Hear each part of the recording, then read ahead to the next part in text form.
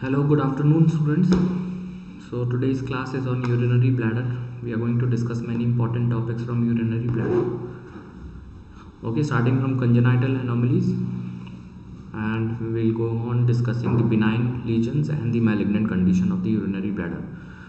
Please let me know by giving a thumbs up sign if I am audible, so that I can proceed with the class. Am I audible, students?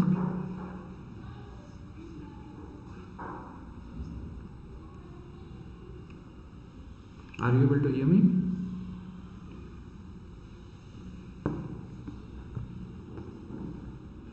Okay, so first topic, actually this topic I have covered in the previous class also. We'll cover it quickly, and then new topics I will discuss in detail. So first topic is ectopic vesicae. It's also known as extrophy of bladder defect. What happens in this condition?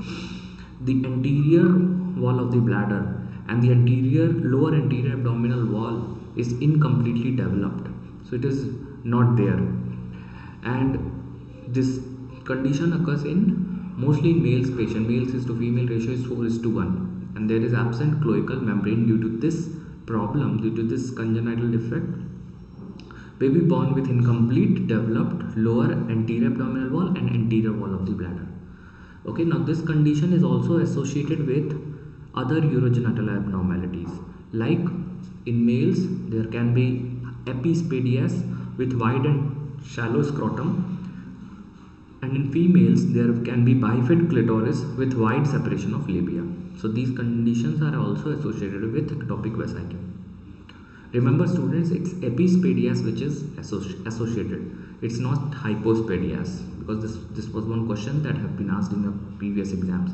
Now urinary reflux from ureteric orifice is also seen in this condition because of obstruction in the ureteric orifice. Now this condition can lead to carcinoma also. Which type of carcinoma? Adenocarcinoma. Okay, so in carcinoma of bladder, today only I will discuss in this class. There are three different types of urinary bladder carcinoma, of which is the most common type? Anyone? Which is the most common type of bladder carcinoma? It's transitional cell carcinoma. Okay, it's TCC. It's also known as urothelial tumor. The second most common tumor or carcinoma in urinary bladder is squamous cell carcinoma, and third is adenocarcinoma. So ectopic vesicae is considered as pre-malignant condition, or it can lead to, or it has risk of developing adenocarcinoma of urinary bladder. I have told you epispadias, bifid clitoris are associated anomalies with this condition. So there are other conditions also, like undescended testis, widening of pubic symphysis, cloacal extrophy, hernia, ureteral reflux, wide pubic bone, and externally rotated femur that produces waddling duct gait deformity. So such conditions are seen in this patient of ectopic vesicae. Now what is the treatment? So in treatment we can do many surgical approach. There are many surgical procedures that we can do.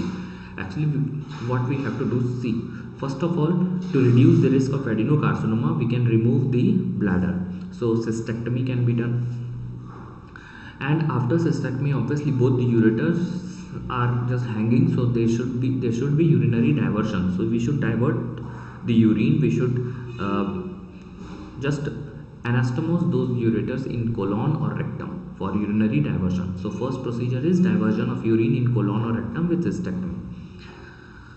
Another procedure that we can do is excision of the bladder, that is cystectomy, and ileal conduit. Now what is ileal conduit? Can anyone tell me?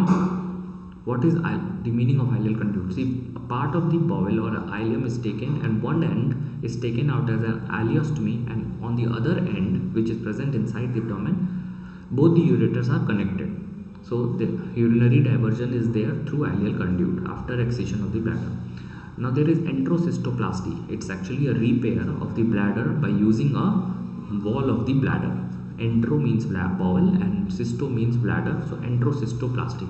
A fourth procedure is bladder reconstruction. We do bladder reconstruction, and then in such patients there is epispadias also. So for that condition there is the penis curvature is also there, and there is microphallus also. So we do penis lengthening surgeries and creating new symphysis after iliac bone osteotomy. So these are procedures done in ectopic vesicae. Now there can be complications also, like total urinary incontinence, chronic infection with hydronephrosis. There is one more term known as pseudo-extrophy. It's not ectopic psyche or extrophy of blood, it's pseudo-extrophy. There is no abnormality in the urinary tract, but there is defect in the musculoskeletal system. So musculoskeletal defect is there without urinary tract involvement. Now next topic is diverticulum. So diverticulum can be of two types. First is congenital and another is acquired. Now diverticulum, apart from this congenital and acquired, there are other type of diverticulum also, like known as true diverticulum and known as false diverticulum. Have you heard about that? True and false diverticulum. Usually true diverticulum are those diverticulum that have all the layers of bowel or bladder. So if all the layers of the bladder or the bowel are involved in the diverticulum that is present, then it's true diverticulum. But if not all the layers are involved, suppose if in some diverticulum only mucosa is involved or some mucosa is involved or only the muscle layer is involved, so those diverticulums are false diverticulum. Mostly it is seen that congenital diverticulum are true diverticulum. They consist of all the three layers. Like, can you give me examples from GI tract? GIT? Okay, so there is Meckel's diverticulum, that's a congenital abnormality. It's a remnant of vitreointestinal ducts that is present at the antemesenteric border, and that is actually a true diverticulum because it contains all the three layers of the bowel wall. So it's a congenital diverticulum. Congenital are mostly true, and there is false diverticulum also, which does not have all the three layers. So false diverticulum, can you give me example of any false diverticulum? Anyone? So in esophagus we have discussed about Zenker's diverticulum. So it's a kind of acquired diverticulum which is false. Not all the layers of the esophagus is involved in that diverticulum. Okay. Now diverticulum can be of pulsion type or traction type. Okay. So see, if there is a diverticulum, then it can produce, or it can, the cause of that diverticulum can be two. One is the pressure inside the lumen or of the bladder or the bowel is increased and it is pushing the wall out, that produces a diverticulum, or some abnormality is present outside the lumen and it is pulling the diverticulum and pulling the wall of the bowel or a bladder and producing diverticulum. So these are two abnormalities that can lead to diverticulum. Okay. Now what is the commonest site of diverticulum? Most common site of urinary diverticulum, it's near the ureteric orifice. That is why in diverticulum cases of urinary bladder there is ureteric obstruction also, urinary reflux also, because most common site of these diverticulum are near the ureteric orifice where the ureter is opening in the bladder. Okay.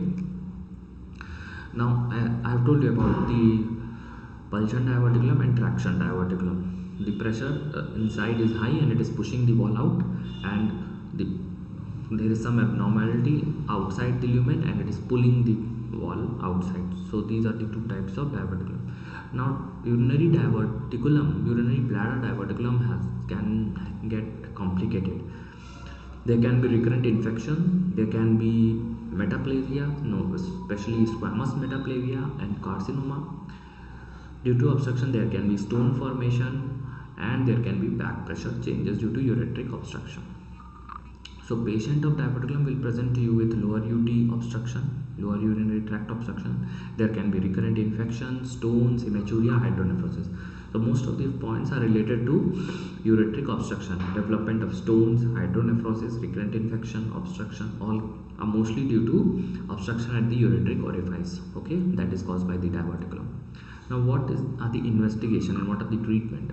See, investigation is directly on cystoscopy we can see a bulge that there is a diverticulum. Okay, IVP also is very helpful in assessing this diverticulum.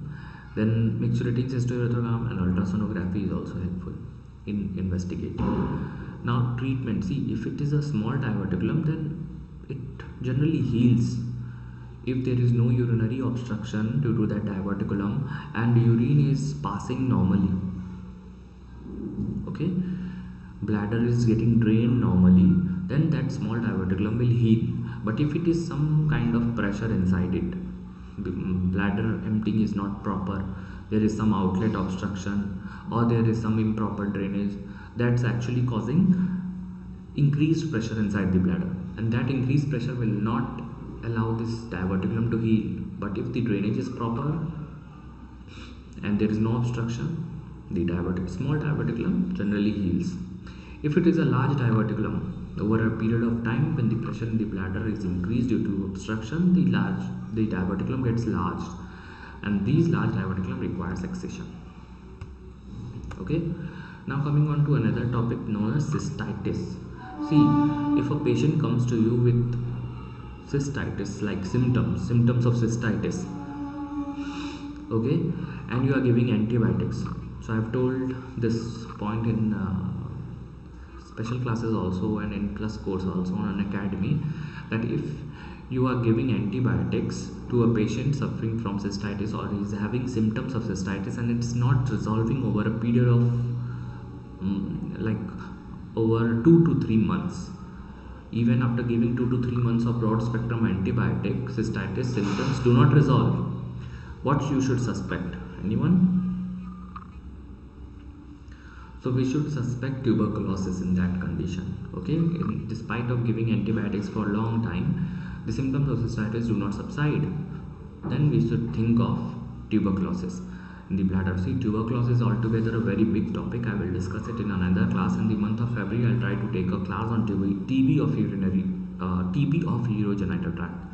That's a very important topic, and there are many signs, many appearances on investigation. There are many important features that are very important for your exam. Okay, so I'll discuss this tuberculosis in urology. I will discuss about kidney TB, and then ureter and bladder TB. So what happens, what are the changes in tuberculosis, everything I will be discussing in the next class. Maybe in Unacademy special class I will take 1 hour class, and then I will discuss tuberculosis in detail. See, tuberculosis in GIT also is very important. Tuberculosis in urology is also important. Okay, now what are the common causes of cystitis? Coming back to the topic, cystitis, common causes are, first is incomplete emptying. Okay, now incomplete emptying is there, urinary bladder is not getting drained properly, there is some kind of obstruction, it will lead to infection and cause cystitis. So these incomplete emptying is due to, it can be due to BPH, there is an enlarged prostate which is obstructing the urethra, then urethral strictures can be due to any reason, phimosis, bladder diverticulum, or any condition like neurogenic bladder. In these all conditions there is incomplete emptying, okay, that causes cystitis. If there is a stone or a foreign body present inside the bladder, that can also cause infection and lead to cystitis. Okay, if patient is malnourished and his immunity is low, then also infection of cystitis can occur. Now other causes are infections. Now infection can reach from anywhere in the bladder. It can reach from up, it can reach from down, it can reach from blood route or lymphatic route or from nearby structures. So infection may reach the bladder by ascending route, mostly E. coli is the cause. Then descending infection can occur from the kidney if there is if there is pyelonephritis or something like that, then it can descend and cause infection. See, most of the time tuberculosis are descending infections in the urinary bladder. When they will ask you TB, what is the most common route of tuberculosis in urinary bladder? So it is descending. It starts from the kidney in the glomerulus and then it descends. Okay, anyways, I will discuss TB in next class. So there can be ascending infection, most commonly E. coli, then there can be descending infection, then there can be hematogenous or lymphatic in route. Okay, patient of cystitis will present to you with symptoms like frequency, there will be increased frequency of micturition, then dysuria, pain during micturition, pyuria, pus in urine, pain and hematuria, blood in urine. Okay, so all are the features of cystitis. Patient can present to you with not all symptoms, but can present to you with 1 or 2 symptoms or 2 or 3 symptoms, a group of symptoms. Okay, now antibiotics are very important treatment in cystitis and they should be given as per culture sensitivity. Now there is another type of cystitis. It is also known as Hunner's ulcer or elusive ulcer. It is interstitial cystitis, mainly seen in women, and patient present with paracystitis. There will be fibrosis of bladder that will leads to decreased bladder capacity. So due to fibrosis in the bladder, what will happen? The bladder lumen will decrease. There will be decreased bladder capacity. Whenever it gets filled very soon, and that is why there will be increased frequency of micturition. So patient will present to you with dysuria, pain during micturition, hematuria, frequency, and pain is usually relieved after micturition. Okay, and this is a type of cystitis where inflammation in the bladder wall is present in all the layers of the bladder. Okay, how you will diagnose? Cystoscopy is useful for diagnosis. And what is the treatment? Cystoplasty. What is cystoplasty, student? We just repair the bladder that is involved. Suppose this is the bladder and here is the ulcer, we just remove that part of the ulcer and we do repair. Cystoplasty is done. Now next topic is very important. It's bladder stone. See, whenever you read any topic, you try to relate it to another topics that you have already read. If I am reading bladder stone, then we should relate this topic to kidney stone also, gallbladder stone also. Okay, so kidney stones I have discussed in detail. Almost 2 hours class I have taken in urology plus course, and there I have explained kidney stone in detail, all the investigation, all the treatment, all the types of stone, symptoms, everything. So just go through it. If you are a plus course student, you can easily go through it. And if you have not taken an Unacademy subscription, you can take it. And if you are preparing for 2022, then you should take it. Okay, it will, I'm sure it will help you a lot. And if you are preparing for 21 exam, so you can attend our live quizzes, live tests, because MCQ solving, the MCQ is most important. 50% is your theory and 50% is the MCQs that you are doing. Okay, just reading the theory part will assess will assess you in just 50% of the syllabus. Okay, so it's must, you should do the MCQs also, you should do the theory also. And also doing the MCQ is not sufficient. After doing the MCQs, whatever you have made mistake, just go through the explanation part and read that part. Okay, and add those points. If you have not read, add those points in your notes and then revise it again and again. Okay, at least 10-15 times you should revise before giving your exam to get a rank. Okay, now coming back to the topic, bladder stone. See, bladder stone, the most common cause is bladder outlet obstruction. If there is any reason that is causing obstruction in the bladder outlet or drainage of urine from the bladder, there is any obstruction that can lead to formation of stone because of urinary stasis. Urine will get collected, it will not drain properly, and it will lead to stone formation. So bladder outlet obstruction is the main reason. Now bladder outlet obstruction can be due to any reason. It can be due to BPH, it can be due to urethral structure, it can be due to phimosis, any reason, or it can be due to posterior urethral valve also. There also there is bladder outlet obstruction. So all these conditions can lead to bladder outlet obstruction. Ultimately it can lead to bladder stone. Now in spinal cord injuries, radiation exposure, foreign body, low phosphate diet, schistosomiasis and infections, all conditions can lead to bladder stone formation. See what happens, what is the main problem in the bladder stone? When a stone is present in the pelvis or in the ureter, the lumen of the ureter and the pelvis is very narrow as compared to bladder. So what happens, even a small stone will cause symptoms because it gets obstructed, and whenever there will be peristalsis in the pelvis and the urinary in the ureter, that stone will cause pain. So even a small stone can produce symptoms and it can be detected early. But what happens in bladder stone? The bladder capacity, the lumen is big, and small stone usually do not produce symptoms until unless it get obstructed at the urethra, tip of the urethra, that is prostatic urethra.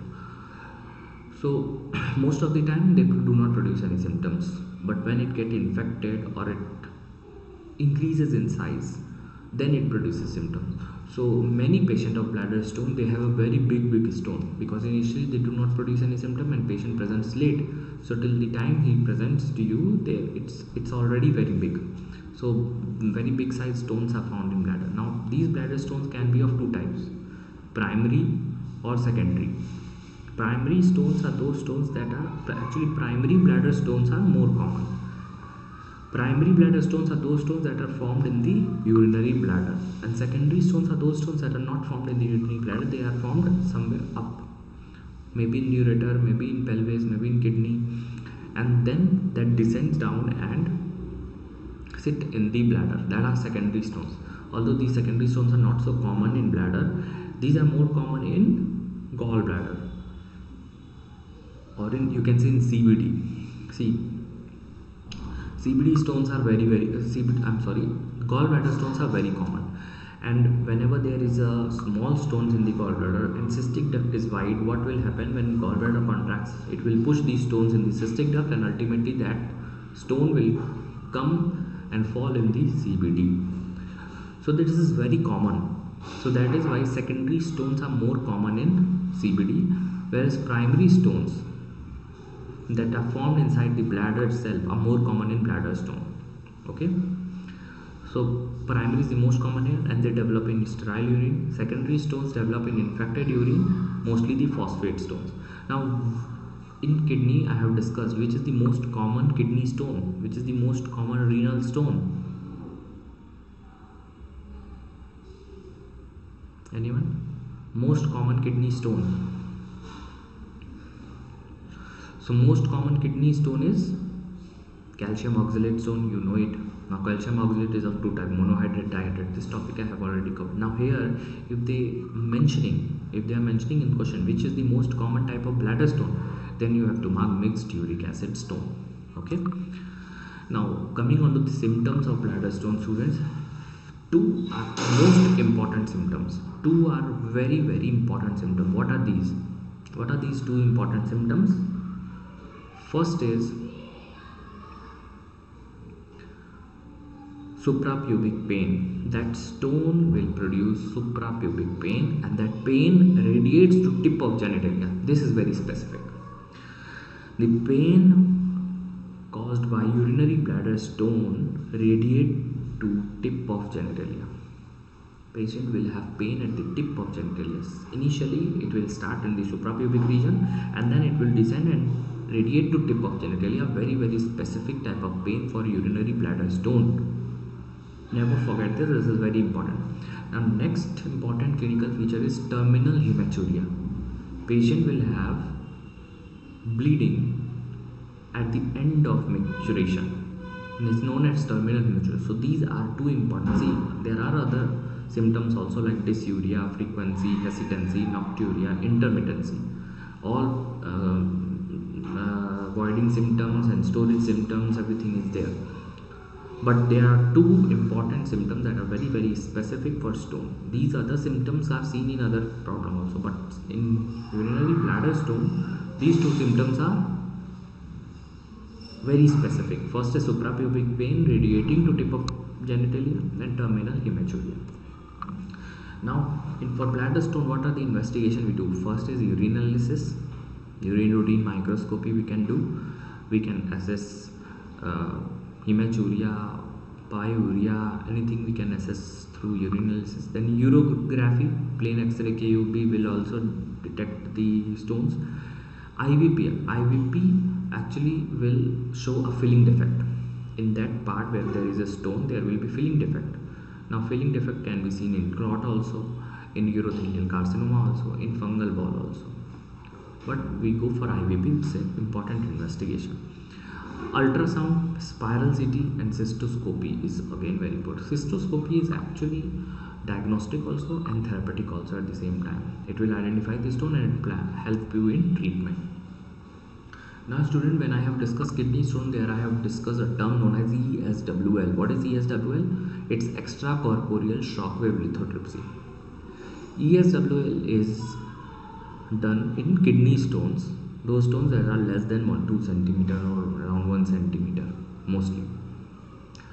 So So after 2 centimeter, bigger stones that are more than 2 centimeter, we go for PCNL, but smaller stones we go for ESWL. But here in urinary bladder, ESWL is less effective because the size of the stone is big, and also sometimes the urinary bladder stones are so soft that are resistant to ESWL. That is why it is less effective. So what procedure we follow? We follow cystoscopic removal. Cystoscopic removal, the surgery name is transurethral cystolitholapexy. Also there are other procedures, cystolithotrity. Okay, these are the procedures done for urinary bladder, removing the urinary bladder stone, and if this procedure fails, we go for lap removal, lap litholapexy. Okay, now if it is a very hard stone or if it is a very big stone, then we have to go for open surgeries. Open में we can do open suprapubic cystostomy, or we can just open through suprapubic approach. We just open the bladder and remove the stone and just close it. Okay, now coming on to the next topic, which is very important, urinary bladder injury. Urinary bladder injury, the causes of urinary bladder injury is most common is blunt trauma. Now trauma can occur in two ways. Okay, suppose one trauma is road traffic accident where there is pelvis fracture, pelvic bone fracture. So when there is pelvic bone fracture, it will cause injury to the urinary bladder because bladder sits in the pelvis. So whenever there is a pelvic fracture, there can be a urinary bladder injury also. Okay, so one is road traffic accident which causes pelvic fracture, that can also cause urinary bladder injury. Second is when there is a fully distended bladder, and on fully distended bladder there is a kick or a blow or a patient falls on a fully distended bladder, then this is another mechanism of injury. Okay, now this first one, pelvic fracture due to RTA, causes extraperitoneal type of injury in the bladder, extraperitoneal rupture, and 80% of the times urinary bladder is injured at the extraperitoneal site only. Another type of injury means kick or a blow or a fall on a fully distended bladder will lead to intraperitoneal rupture. Okay, now that intraperitoneal injury is around 20% of the times. Okay, so these are the two types. Remember the types of injury and remember the mechanism of injury also. One is pelvic fracture related to pelvic fracture, and another is fall or a kick or a blow on distended bladder. So these are actually blunt trauma injury, which is most common. There are other iatrogenic injuries also, like any gynecological injuries or hernia repair or TURP procedures or rectal surgeries, like procedures for rectal prolapse, lap rectopexy, like that. They can also injure the urinary bladder. See, these iatrogenic injuries can cause bladder injury also, can cause ureter injury also. Okay, ureter injury I will discuss in the next class. Okay, so let's move on to the more details of extraperitoneal rupture. So in extraperitoneal rupture we find a triad that is known as, there are three things, important features. First is suprapubic pain and tenderness. This triad is seen in both extraperitoneal also and intraperitoneal also. Okay, now what is this triad? Suprapubic pain and tenderness. There will be suprapubic pain and tenderness. There will be difficulty in passing urine, and there will be hematuria. So this triad is present in both extra and intraperitoneal. Now along with this triad in intraperitoneal, there will be, because the urine extravasation is going in the intraperitoneal side, inside the abdomen, it's going to be collected. So what will happen? There will be abdominal distension also. So along with this triad, suprapubic pain and tenderness, difficulty to pass urine, hematuria, there will be abdominal distension also, and there will be features of peritonitis also. in intraperitoneal ruptures along with this triad. Okay, now X-ray in extraperitoneal will show pelvic fracture, and what you will find on intraperitoneal rupture? Anyone? On X-ray, what you will find in intraperitoneal? In extraperitoneal, you will find pelvic fracture. In intraperitoneal rupture, what you will find? See, there will be a urinary extravasation, and urine gets collecting in the lower part of the abdominal cavity, in the pelvic region. So there will be a ground glass appearance. You will not be able to see the organs inside because there will be a ground glass appearance due to collection of urine. Okay. Now for diagnosis, cystogram or CT cystography is important for both extra and intraperitoneal. And on cystogram, you will find a pear-shaped sign or a flame sign. That's a pattern of extravasation. When there is an injury to the urinary bladder, urine starts going out from the bladder and start getting collected around the bladder. That's actually a flame sign or a pear sign on cystogram. This sign is usually not seen in intraperitoneal because there, what happens there, the injury is there in the bladder wall, but the urine extravasation is not around, it's going inside the peritoneal cavity. Here it's not going, it's collecting outside the peritoneal cavity, it's extraperitoneal and collected around the bladder wall. Okay, so there is a pattern of extravasation seen in extraperitoneal injury that is known as flame sign or a pear-shaped sign. Okay. Now treatment is important.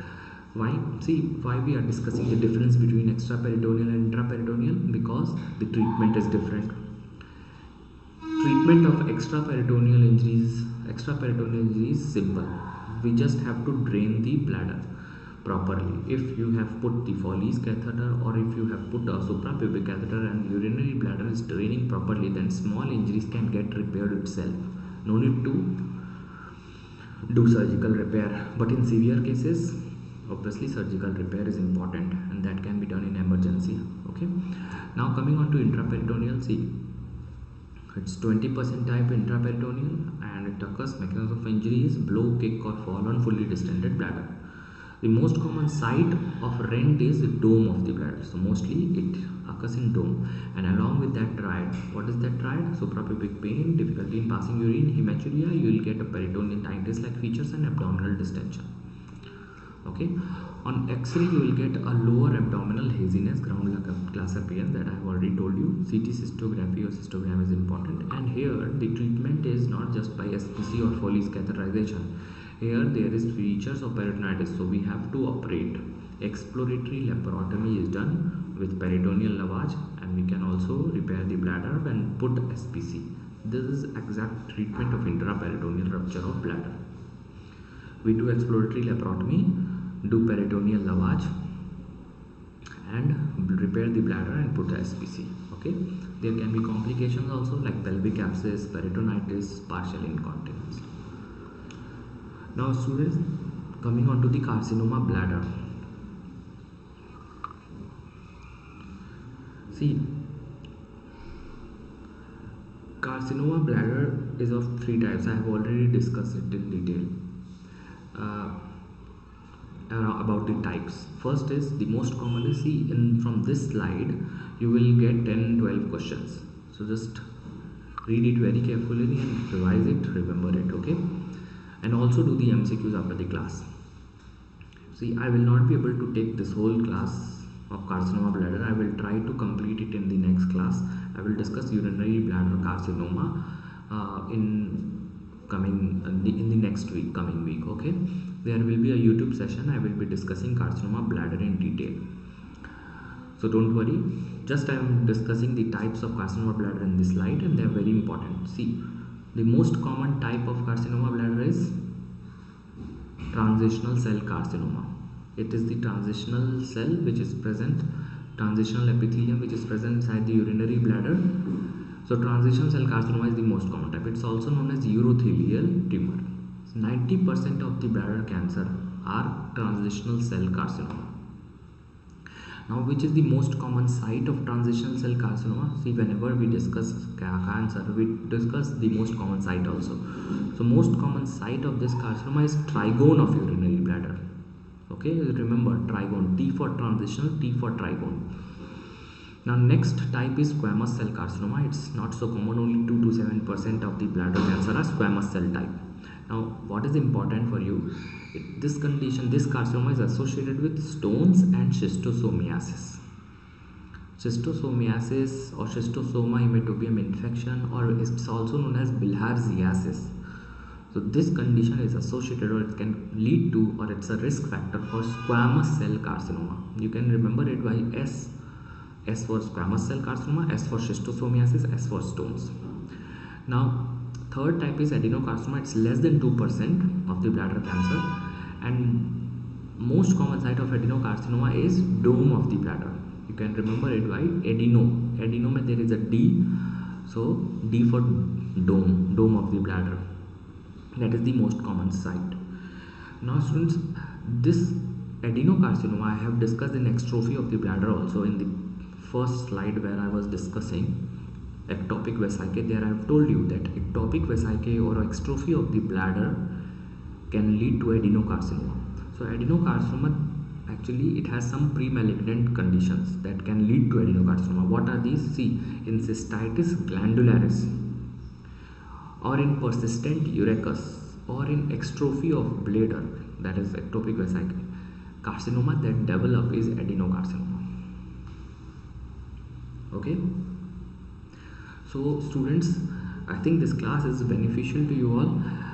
The next class on YouTube will be on carcinoma bladder, where I will be discussing whole carcinoma in detail, starting from the causes, and then we'll discuss the treatment part in detail. The treatment is very important. It's based on the stages of the carcinoma. It's very important for your exam. All the types of treatment, the surgical approach, the palliative procedures, the chemotherapy, immunotherapy. There are immunotherapies also for bladder cancer that we will be discussing in detail in the next class in YouTube. Okay. Also, if you have not taken any subscription and you are preparing for NEET PG, then just go and take your subscription. There are many courses you can take. If you are an intern, then you can take for 1 year, or if you are final year student, you can take it for 2 years. It will be very beneficial. I am sure almost 70-80% that we cover here directly come in exam, and rest 20-30 is covered in MCQs. So I am sure you will get benefit. If you have not taken the subscription yet, you can take it. And also student, you can attend our special live classes that are free. Okay, special live classes are absolutely free. You can attend that, anyone can attend that, and you can attend our free live quizzes also. Okay, they are also free. If you are going to attend the exam in April, then also there is a quiz daily. There is a quiz that you can attend. Or if you are going to attend in 2022, then also there is a quiz for you. You can also attend that.